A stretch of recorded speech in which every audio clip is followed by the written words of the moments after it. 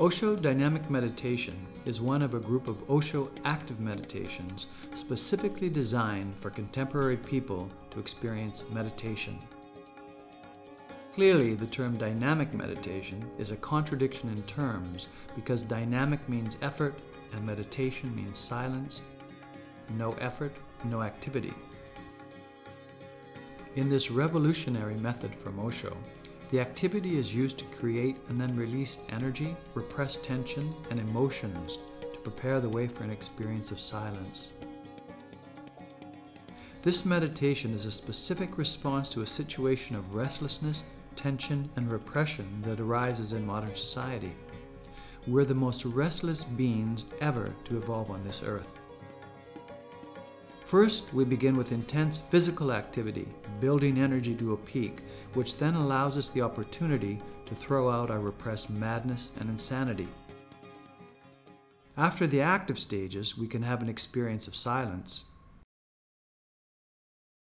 This meditation will leave you alert, refreshed, and newly energized with a deep experience of relaxation, awareness, and your inner silence. The magic of the meditation is the immediacy of the meditation. You do this once and it will change your life.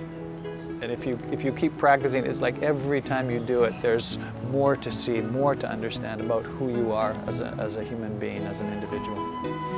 Because I really got in touch with something, some deep source of energy, and I couldn't believe how much energy I have. And through the whole day, I was so energetic. People were asking me, what is it? What's happening with you? This meditation is a fast, intense, and thorough way to break old, ingrained patterns in the body-mind that keep us imprisoned in the past, and to experience the freedom, the witnessing, silence, and peace that are hidden behind these prison walls. The meditation lasts 1 hour and has 5 stages. Keep your eyes closed throughout using a blindfold if necessary. This is a meditation in which you have to be continuously alert, conscious, aware, whatsoever you do. Remain a witness. And when, in the 4th stage, you have become completely inactive, frozen, then this alertness will come to its peak. First stage, 10 minutes. Breathing chaotically through the nose, let breathing be intense, deep, fast, without rhythm, with no pattern, and concentrating always on the exhalation. The body will take care of the inhalation. The breath should move deeply into the lungs. Do this as fast and as hard as you possibly can until you literally become the breathing. Use your natural body movements to help you build up your energy. Feel it building up, but don't let go during the first stage.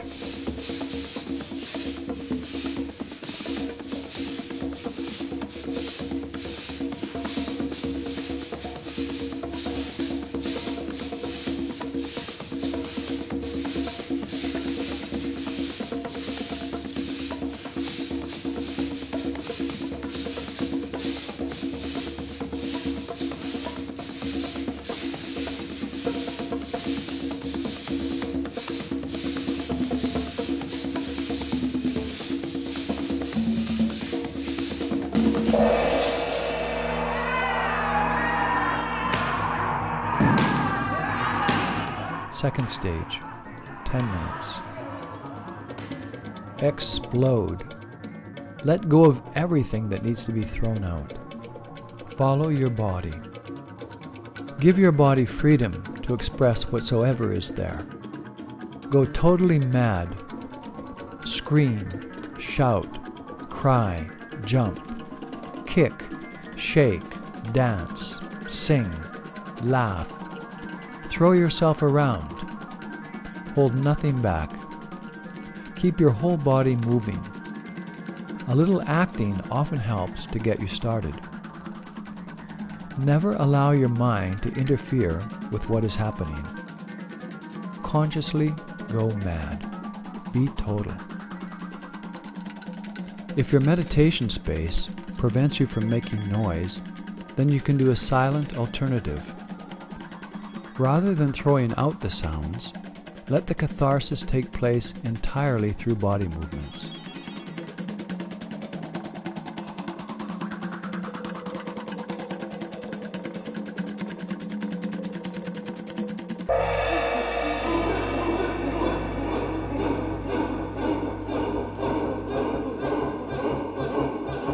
Third stage, 10 minutes. With arms raised high above your head, jump up and down, shouting the mantra, Hu, Hu, Hu, as deeply as possible. Each time you land on the flats of your feet, let the sound hammer deep into the sex center. Give all you have, exhaust yourself completely. If your meditation space prevents you from making noise, then you can do a silent alternative. The sound Hu can be hammered silently inside.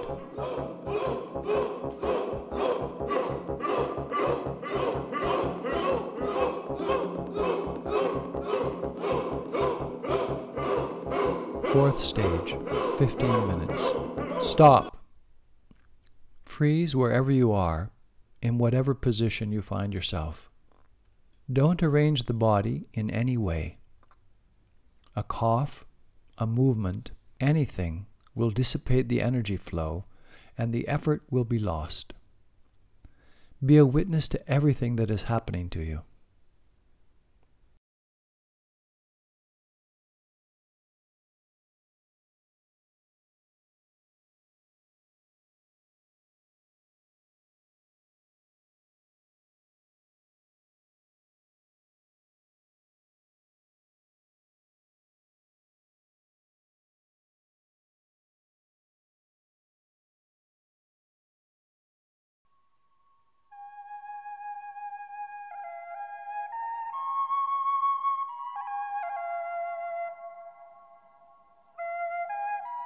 Fifth stage, 15 minutes.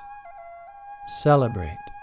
With music and dance, express whatsoever is there. Carry your aliveness with you throughout the day.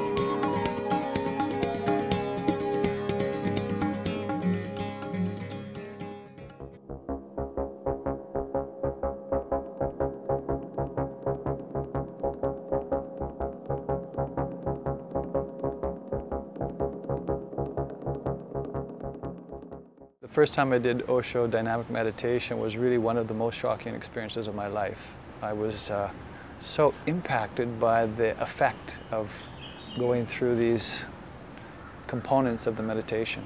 I mean, first of all, it was not easy. It was not easy at all. It's an intense meditation. That's why it's called dynamic meditation. Dynamic completely blew me away, and I did it pretty much every day for 8 months. It was an intense experience, completely changed who I thought I was.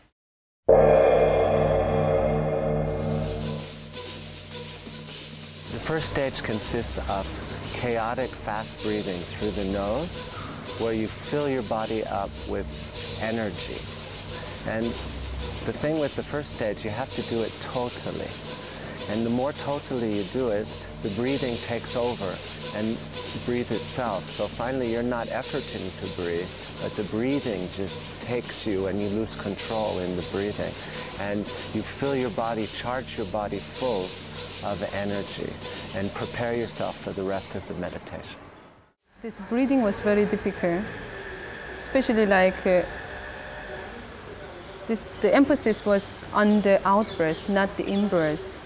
And somehow after the breathing, during the breathing or also after the breathing, I realized that my shoulder was totally, like touching my head, and then I was really holding like this. Instead of breathing out, instead of letting out, I had to constantly change my rhythm, because as soon as I was in a rhythm, my mind was comfortable. And I recognized that I had to break the comfort zone of the mind. Initially, when I see people come for the first time, the breathing is difficult for them, especially breathing deeply. It usually stops here, or it hits the resistance point where the holding of emotion takes place, because they don't want to feel what is being liberated by the breathing. Now, dynamic meditation in the beginning, where we actually deliberately move oxygen to these places and activate them and bring them out so we can cathart them in the second stage. And it's the only way to cleanse yourself. You have to really get down there and get dirty in a way and activate these repressed, unpleasant, late to rest emotions and feelings. Also, if once you don't breathe deeply, the second stage naturally becomes also difficult because nothing has been activated.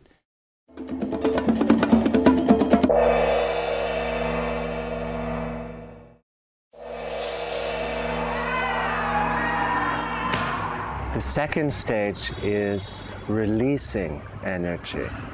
And when you breathe totally in the first stage, what happens is that you bring so much energy charge to the body that all you have to do then is let go into the intelligence of the body. Because the body knows how to release all the old tensions and pains and hurts. And in the second stage, you allow that release to happen. You lose control. I've been somebody, when I came here and started dynamic meditation, I had a lot of control. And the dynamic really helped me to break that control in the second stage. And so all it is just listening to the intelligence of the body, and the body releases naturally the old pains and traumas. I was very much in control of my emotions, and out of nowhere I started to get extremely angry. I was so angry, and what was really amazing was that there was no reason to be angry. There was nobody to be angry at. There was no situation that could create anger. It was just something in me was releasing like a pent-up rage, really. I had never been so angry before, actually. When I shouted, I just looked around. Is anybody looking at me? Or when I started crying, I felt kind of somebody must be watching me. Probably there was some kind of conditioning which I had that girls should not speak loud, girls should not cry loud. Let's say girls should not express their emotions. As a Korean, I was grown up in that kind of environment that girls should be silent. It's pretty amazing what you do and how crazy you can get. And you wouldn't even believe yourself if you were watching yourself at that moment. I've felt it before.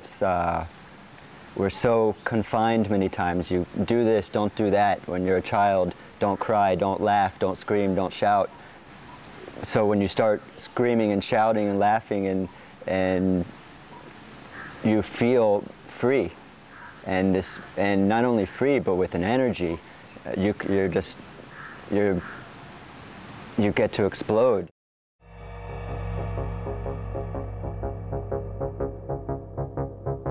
When the catharsis of the second stage is brought to a peak, the third 10-minute stage begins as we vigorously repeat the mantra Hu. If you repeat Hu continuously, you will find that the center of your life is hit again and again. The energy that's been awakened through breathing and expressed through catharsis begins to move inward and upward. The mantra rechannels the energy. Before, it was moving downward and outward. Now, it begins to move inward and upward. And we have had actually high-class athletes come in and try the technique, and they suddenly ran into a lot of difficulty. They were really sort of scratching their heads afterwards, like, what has happened? I can't do this.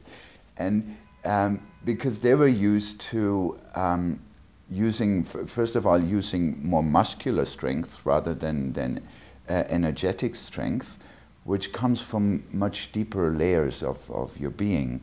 My mind was saying, you can't do this, this is impossible. The beauty for me of doing it in a group was that I could hear everybody else doing it without stopping. So it was kind of like, well, yes, I can. My mind is saying I can't, but I know I could feel it around me that everybody else was. So that was a very nice impetus and a support for me to go through with the full time and jumping the whole time with the mantra Hu. And I really felt a kind of another level of energy in my body that I wasn't really aware of before. There was a source of energy that I could tap through this meditation. The jumping up and down, arms raised with the flats of the feet hitting the ground. For some people it's difficult, especially keeping the arms up. But what that does, if you really keep your arms up, you open that whole liver gallbladder meridian, and that really opens up your life force. And you can really become that pillar of energy. What I found helpful is to really work with the sound, because the sound has a rebound. If you really can synchronize the sound with the hitting the ground, there's a rebound. And on that rebound, after some time, you almost jump as if by itself. It jumps. It's not really you that's jumping anymore. Go on hammering the sound Hu within until the whole being becomes nothing but the sound. Exhaust yourself completely. Only then does the fourth stage, the meditation, happen. Stop! When you have become vacant and empty, only then this sound can move within you. The movement of the sound is possible only when you are empty. You have to stop completely as you are. Then don't move. Don't do anything. If your hand is raised, if you're in a dancing posture, or you're jumping, stop then and there.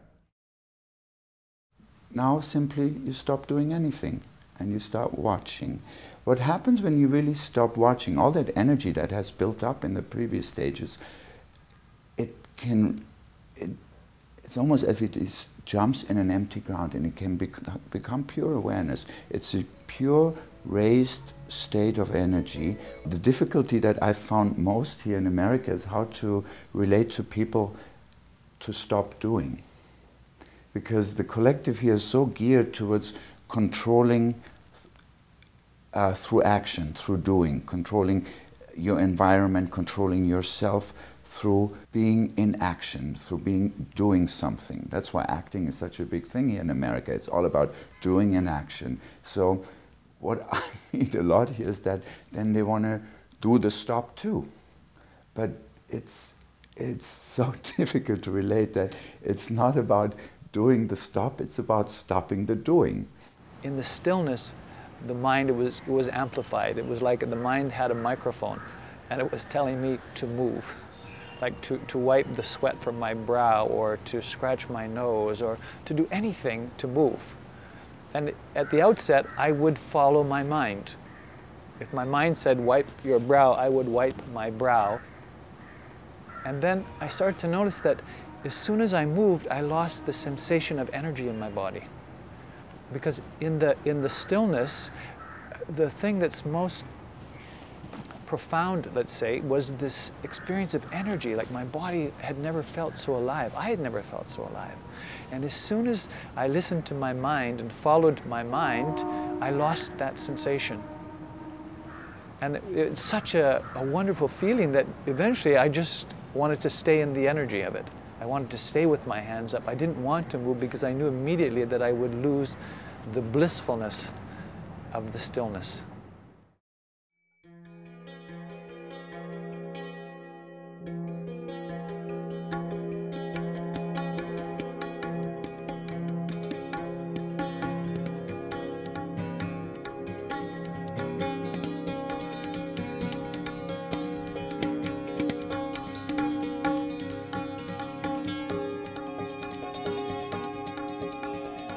You start dancing. Whatever you feel in that moment, again, it's brought me into my everyday life, that I started feeling that anything can be celebrated. Easiest way to see the results is to walk home after Dynamic and hear the birds chirp and really keep that space of celebration even as you walk home. I've been doing it in New York City, and it's even possible in New York City. In dynamic meditation, to be total means to not hold anything back, to bring your total energy and life to this technique. If you don't do that, what usually happens is either one economizes or one gives space for the mind, for the dreaming mind to come back in. When I did it with totality, then there's no pain. Maybe there is a pain, maybe the body feels some pain, but what I'm telling you is like, you know, there is some kind of, how you say, like, some kind of feeling that I have completed, I have done it with the totality. I didn't leave anything behind, but I was totally into it. Then this kind of fulfillment makes like myself totally rich. This was really the meditation that required the most commitment and the most totality. It required my totality in my breath. It required the totality of my body, of my stillness, of my dance, of my celebration. It's really the meditation of totality. Because it's a meditation of energy. And what it does is it allows energy to open up and release throughout the whole body. And when one can allow that, then one is connected to themselves, to others, and to the whole. I would have said Dynamic will change your life for the better. Now I'd have to say, just do it. If you want exercise, you can go to the gym. This meditation will give you exercise too. But the real point is meditation, and if you want to taste it, there's no other hour that I know about in 1 hour that can give it to you.